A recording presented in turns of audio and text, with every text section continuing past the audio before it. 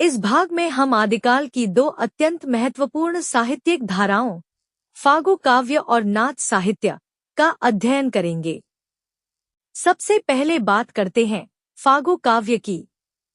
आदिकाल में जिस प्रकार रास काव्य परंपरा का विकास हुआ, उसी प्रकार फागु काव्य परंपरा भी जैन कवियों की एक महत्वपूर्ण साहित्यिक उपलब्धि मानी जाती है।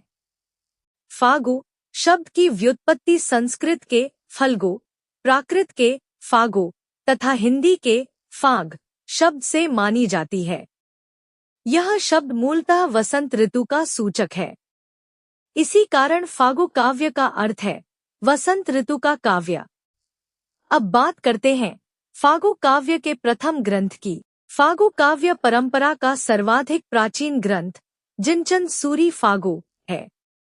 इसकी रचना जिनचन सूरी ने 1284 ईस्वी में की। इस ग्रंथ में कुल 25 छंद हैं। अब परिचय फागु साहित्य की सर्वश्रेष्ठ कृति का। श्री स्थूलभद्र फागु, जिसे सिरिथुलभद्र फागु भी कहा जाता है, फागु काव्य परंपरा का सबसे सुंदर और प्रसिद्ध ग्रंथ माना जाता है। इसके बाद आता है श्रीनेमिनाथ फागु। इसकी रचना राजशेखर सूरी ने 1350 ईस्वी में की। इस ग्रंथ में नेमिनाथ और राजुल के विवाह प्रसंग का अत्यंत सुंदर वर्णन मिलता है। पूरा ग्रंथ केवल 27 छंदों में रचा गया है। अब बात करते हैं वसंत विलास फागु की। इस नाम से अनेक रचनाएं उपलब्ध हैं। इनमें एक 14वीं शताब्दी की तथा दूसरी 16वीं शताब्दी की मानी जाती है।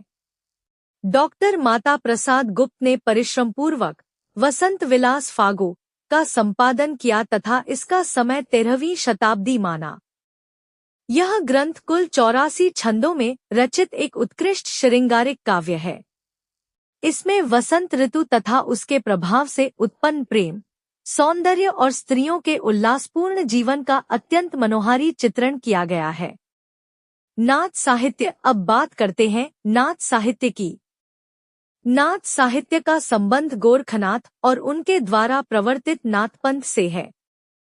विद्वानों के अनुसार नाथपंथ का विकास बौद्ध धर्म की वज्रयान शाखा से हुआ। गोरखनाथ ने पतंजलि के योग दर्शन को आधार बनाकर हठयोग का प्रचार किया।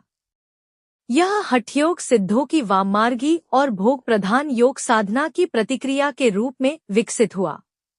आचार्य हजारी प्रसाद द्विवेदी के अनुसार नाथपंथ को सिद्धमत, सिद्धमार्ग, योगमार्ग, योग संप्रदाय, अवधूत मत तथा अवधूत संप्रदाय जैसे अनेक नामों से भी जाना जाता है। अब जानते हैं हठयोग शब्द का अर्थ। सिद्ध सिद्धांत पद्धति नामक ग्रंथ के अनुसार ह का अर्थ सूर्य तथा ठ का अर्थ चंद्र है। इन दोनों के योग को हठयोग कहा जाता है। हिंदी साहित्य में षट्चक्रों पर आधारित योगमार्ग का प्रवर्तन गोरखनाथ ने किया। इसी कारण उन्हें नाथ साहित्य का आरंभकर्ता माना जाता है। अब बात करते हैं उनके गुरु की। गोरखनाथ के गुरु मत्स्येंद्रनाथ थे। मत्स्येंद्रनाथ को मीननाथ तथा मच्छंदरनाथ के नाम से भी जाना जाता है। कुछ विद्वान उन्हें चौथे बोधिसत्व अवलोकितेश्वर के रूप में भी स्वीकार करते हैं। अब जानते हैं गोरखनाथ के समय के विषय में। विभिन्न विद्वानों ने उनके समय के संबंध में अलग अलग मत प्रस्तुत किए हैं। राहुल सांकृत्यायन ने उनका समय 845 ईस्वी माना। डॉक्टर हजारी प्रसाद द्विवेदी उन्हें 9वीं शताब्दी का मानते हैं। आचार्य रामचंद्र शुक्ल तथा डॉक्टर रामकुमार वर्मा ने उन्हें 13वीं शताब्दी का माना, जबकि डॉक्टर पीताम्बर दत्त बर्थवाल ने उनका समय 11वीं शताब्दी स्वीकार किया है। आचार्य हजारी प्रसाद द्विवेदी ने गोरखनाथ के विषय में अत्यंत महत्वपूर्ण टिप्पणी करते हुए लिखा है, शंकराचार्य के बाद इतना प्रभावशाली और इतना महिमान्वित भारतवर्ष में दूसरा नहीं हुआ। भारतवर्ष के कोने कोने में उनके अनुयायी आज भी पाए जाते हैं। भक्ति आंदोलन के पूर्व सबसे शक्तिशाली धार्मिक आंदोलन गोरखनाथ का ही था। गोरखनाथ अपने युग के सबसे बड़े नेता थे। अंत में यह जान लेना भी आवश्यक है कि डॉक्टर पीताम्बर दत्त बड़थवाल ने गोरखनाथ के 14 प्रमाणित ग्रंथों का संपादन गोरखबानी नाम से किया। परीक्षा की दृष्टि से याद रखें। फागु वसंत ऋतु का काव्य जिनचन सूरी फागु प्रथम फागु ग्रंथ 1284 ई 25 छंद। श्री स्थूलभद्र फागु फागु परंपरा का सर्वश्रेष्ठ काव्य। श्रीनिमिनाथ फागु रचयिता राजशेखर सूरी 1350 ई 27 छंद। वसंत विलास फागु 84 छंद श्रृंगारिक काव्य संपादक डॉक्टर माता प्रसाद गुप्त।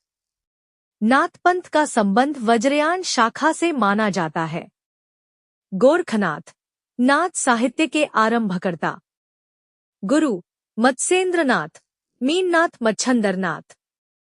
हठयोग ह सूर्य ठ चंद्र। हिंदी साहित्य में षटचक्र योगमार्ग का प्रवर्तन गोरखनाथ ने किया। गोरखबानी का संपादन डॉक्टर पीताम्बर दत्त बड़थवाल।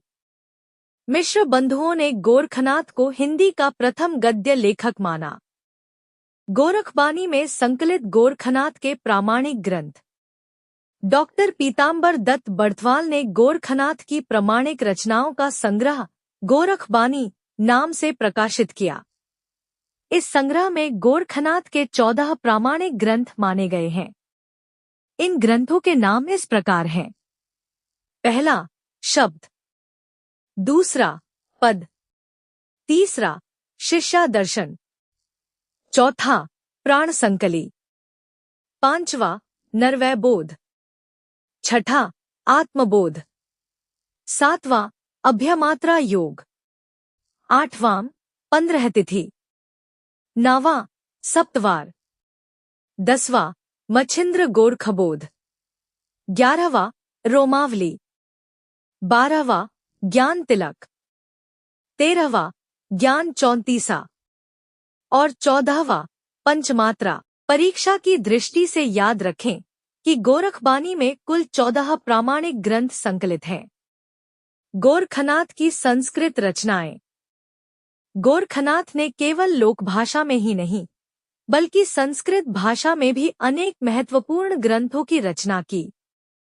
इनमें प्रमुख हैं सिद्ध सिद्धांत पद्धति, विवेक मार्तंड, शक्ति संगम तंत्र, निरंजन पुराण, वैराट पुराण, गोरक्षष्टक, योग सिद्धांत पद्धति और योग चिंतामणि। ये सभी ग्रंथ योग दर्शन तथा नाथ संप्रदाय के सिद्धांतों को स्पष्ट करते हैं। अभिनव गुप्त द्वारा मत्स्येंद्रनाथ की वंदना। 10वीं शताब्दी के महान कश्मीरी आचार्य अभिनव गुप्त ने अपने प्रसिद्ध ग्रंथ तंत्रालोक में मच्छंद विभु अर्थात मत्स्येंद्रनाथ की वंदना की है। यह तथ्य सिद्ध करता है कि मत्स्येंद्रनाथ की प्रतिष्ठा केवल नाथ संप्रदाय तक सीमित नहीं थी बल्कि तत्कालीन भारतीय तांत्रिक परंपरा में भी उनका अत्यंत सम्मान था। गोरक्ष सिद्धांत संग्रह के अनुसार नवनाथ। नाथ संप्रदाय में 9 नाथ अर्थात नवनाथ माने गए हैं। गोरक्ष सिद्धांत संग्रह के अनुसार इनके नाम हैं। पहले नागार्जुन, दूसरे जड़ भरत, तीसरे हरिश्चंद्र, चौथे सत्यनाथ, पांचवें भीमनाथ, छठे गोरक्षनाथ, सातवें चरपट, आठवें जलंधर और 9वें मल्यार्जुन। डॉक्टर रामकुमार वर्मा के अनुसार नवनाथ। डॉक्टर रामकुमार वर्मा ने नवनाथों की दूसरी सूची प्रस्तुत की है। उनके अनुसार नवनाथ हैं आदिनाथ, मत्स्येंद्रनाथ, गोरखनाथ, गाहिनीनाथ, चरपटनाथ, चौरंगीनाथ, ज्वालेंद्रनाथ, भर्तृनाथ और गोपीचंदनाथ। इस प्रकार परीक्षा में यह प्रश्न पूछा जा सकता है कि गोरक्ष सिद्धांत संग्रह तथा डॉक्टर रामकुमार वर्मा द्वारा बताए गए नवनाथों की सूची अलग अलग है। आदिनाथ नाथ परंपरा में आदिनाथ को भगवान शिव का स्वरूप माना गया है। परवर्ती संतों ने भी आदिनाथ को शिव के रूप में स्वीकार किया। चरपटनाथ। नाथ संप्रदाय के प्रसिद्ध योगी चरपटनाथ का पूर्व नाम चरकानंद था। यह तथ्य प्रतियोगी परीक्षाओं में कई बार पूछा जा चुका है। चौरंगीनाथ। चौरंगीनाथ गोरक्षनाथ के प्रमुख शिष्यों में गिने जाते हैं। वे पूरन भगत के नाम से भी प्रसिद्ध हैं। इसलिए यदि परीक्षा में पूछा जाए कि पूरन भगत किस नाम से प्रसिद्ध हुए, तो सही उत्तर होगा चौरंगीनाथ। जलंधरनाथ का दूसरा नाम। नाथ संप्रदाय में जलंधरनाथ को बालनाथ के नाम से भी जाना जाता है। यदि परीक्षा में पूछा जाए कि बालनाथ किसे कहा जाता है, तो सही उत्तर होगा जलंधरनाथ। नाथ और सिद्ध दोनों परंपराओं में समान रूप से प्रसिद्ध योगी। कुछ ऐसे महान योगी हुए जिनका नाम नाथ संप्रदाय और सिद्ध संप्रदाय दोनों में समान रूप से लिया जाता है। इन प्रमुख नामों में शामिल हैं नागार्जुन, गोरखनाथ, चरपट और जलंधर।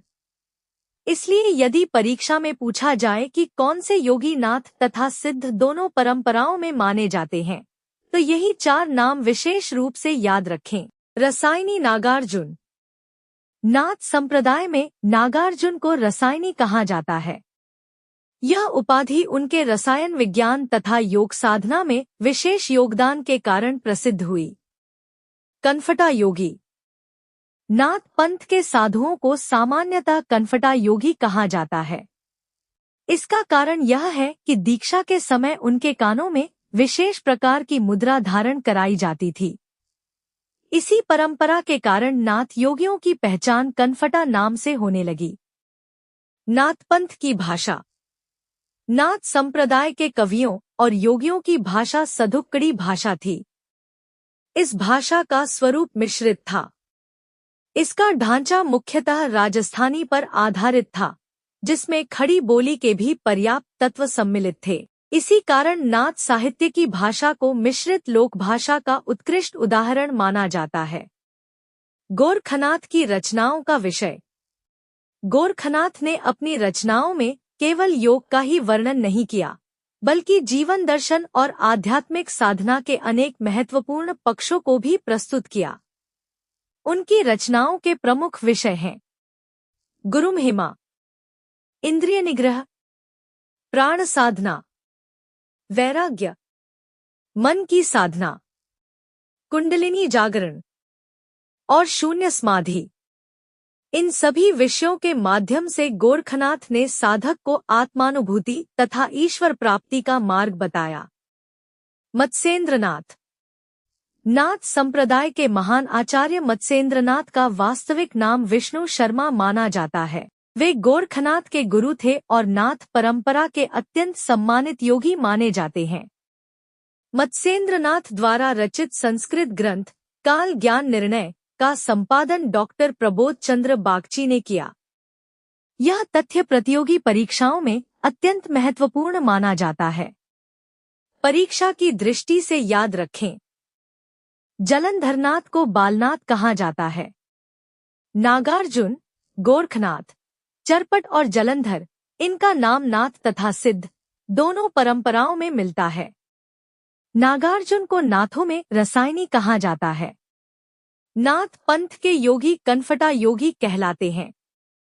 नाथपंथियों की भाषा सधुक्कड़ी थी, जिसका आधार राजस्थानी तथा खड़ी बोली का मिश्रण था। गोरखनाथ की रचनाओं के प्रमुख विषय हैं गुरुमहिमा, इंद्रिय निग्रह, प्राण साधना, वैराग्य, मन साधना, कुंडलिनी जागरण तथा शून्य समाधि।